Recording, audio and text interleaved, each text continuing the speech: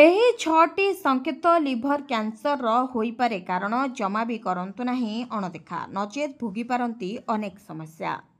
ଆମ ଶରୀର ପ୍ରାୟତଃ ସମୟ ପୂର୍ବରୁ ଆଗାମୀ ରୋଗର ସଂକେତ ଦେଇଥାଏ। ଆମକୁ କେବଳ ସେଗୁଡ଼ିକୁ ବୁଝିବାକୁ ହୁଏ ଏବଂ ଅଣଦେଖା କରିବା ଉଚିତ ନୁହେଁ। ଲିଭର କ୍ୟାନ୍ସର ମଧ୍ୟ ଏପରି ଏକ ଗମ୍ଭୀର ରୋଗ ଯାହାକୁ ପ୍ରାରମ୍ଭିକ ପର୍ଯ୍ୟାୟରେ ଚିହ୍ନଟ କଲେ ଚିକିତ୍ସାର ସମ୍ଭାବନା ବଢ଼ିଯାଏ। ତେବେ ଲିଭର ଶରୀରରେ ରକ୍ତ ଫିଲ୍ଟର କରିବା ଏବଂ ପାଚନକୁ ସଠିକ୍ କରିବାର ଏକ ଗୁରୁତ୍ୱପୂର୍ଣ୍ଣ କାର୍ଯ୍ୟ ବହନ କରିଥାଏ। କିନ୍ତୁ ଯେତେବେଳେ ଲିଭର ଖରାପ ହୁଏ, ଶରୀର କେତେକ ସତର୍କୀକରଣ ସଂକେତ ଦେବା ଆରମ୍ଭ କରେ। ତେବେ ଆସନ୍ତୁ ଜାଣିବା ଏହି ଲକ୍ଷଣ ବିଷୟରେ। ପ୍ରଥମ ଲକ୍ଷଣ, ପେଟ ଡାହାଣ ପାର୍ଶ୍ୱରେ ଲଗାତାର ଯନ୍ତ୍ରଣା ହେବା। ତେବେ ଯକୃତ ଶରୀରର ଡାହାଣ ପାର୍ଶ୍ୱରେ ଅବସ୍ଥିତ ରହିଥାଏ ଏବଂ ଯେତେବେଳେ ଏଥିରେ କୌଣସି ସମସ୍ୟା ଥାଏ, ଏହା ଯନ୍ତ୍ରଣା କିମ୍ବା ଭାରୀ ଅନୁଭବ କରାଇପାରେ। ଯଦି ଏହି ଯନ୍ତ୍ରଣା ଲଗାତାର ରହିଥାଏ କିମ୍ବା ସମୟ ସହିତ ବୃଦ୍ଧି ପାଏ, ତେବେ ଏହା ଲିଭର କ୍ୟାନ୍ସର ରୋଗର ପ୍ରାରମ୍ଭିକ ଲକ୍ଷଣ ବୋଲି ଆପଣମାନେ ଭାବିପାରିବେ। ତେବେ ସ୍ୱାସ୍ଥ୍ୟ ବିଶେଷଜ୍ଞଙ୍କ ମତରେ ଯଦି ଆପଣଙ୍କ ଡାହାଣ ପେଟର ଯନ୍ତ୍ରଣା ବଢ଼ିବାରେ ଲାଗୁଛି, ତାହେଲେ ଆପଣ ତୁରନ୍ତ ଡାକ୍ତରଙ୍କ ସହ ପରାମର୍ଶ କରନ୍ତୁ। ସେହିପରି ବିନା କାରଣରେ ଓଜନ ହ୍ରାସ। ଯଦି ଆପଣ ଡାଏଟିଂ କିମ୍ବା ବ୍ୟାୟାମ କରୁନାହାନ୍ତି ଏବଂ ଦ୍ରୁତ ଗତିରେ ଆପଣଙ୍କର ଓଜନ ହ୍ରାସ ପାଉଛି, ତେବେ ଏହା ଯକୃତ ସମସ୍ୟାର ଲକ୍ଷଣ ହୋଇପାରେ।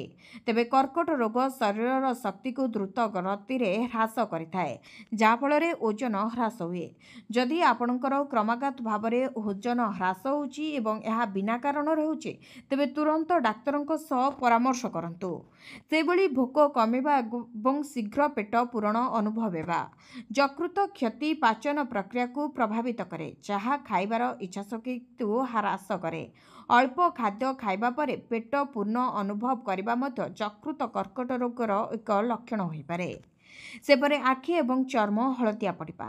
ଯକୃତ କ୍ଷତିଗ୍ରସ୍ତ ହେଲେ ଶରୀରରେ ବିଲିରୁବିନ୍ର ସ୍ତର ବୃଦ୍ଧି ପାଇଥାଏ, ଯାହାଫଳରେ ଆଖି ଏବଂ ଚର୍ମ ହଳଦିଆ ହୋଇଯାଏ।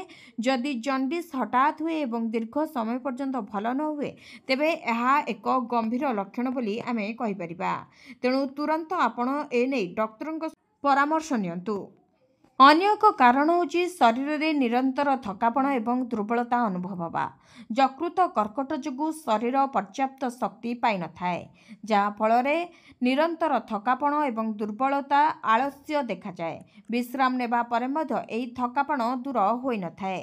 ତେବେ ଯକୃତରେ ଟ୍ୟୁମର କିମ୍ବା ଯକୃତ କାର୍ଯ୍ୟକ୍ଷମତା ହ୍ରାସ ପାଇବା ଫଳରେ ପେଟରେ ତରଳ ପଦାର୍ଥ ଧରି ରହିପାରେ, ଯାହା ଫଳରେ ପେଟ ଫୁଲିଯାଏ। ଏହା ଯକୃତ କର୍କଟ ରୋଗର ଏକ ଗମ୍ଭୀର ଲକ୍ଷଣ ଏବଂ ତୁରନ୍ତ ଡାକ୍ତରୀ ଚିକିତ୍ସା କରାଇବା ଆବଶ୍ୟକ। ତେବେ ଆପଣମାନଙ୍କୁ ଆମର ଏହି ଭିଡ଼ିଓଟି କିପରି ଲାଗିଲା, ଆମକୁ କମେଣ୍ଟ ମାଧ୍ୟମରେ ନିଜର ମତାମତ ନିଶ୍ଚିତ ଜଣାଇବେ। ଏଥିସହିତ ଆମ ଭିଡ଼ିଓକୁ ଲାଇକ୍ କରି ଆମ ଚ୍ୟାନେଲକୁ ସବସ୍କ୍ରାଇବ୍ କରିବେ ଏବଂ ପାଖରେ ଥିବା ବେଲ୍ ଆଇକନ୍କୁ ପ୍ରେସ୍ କରିବେ।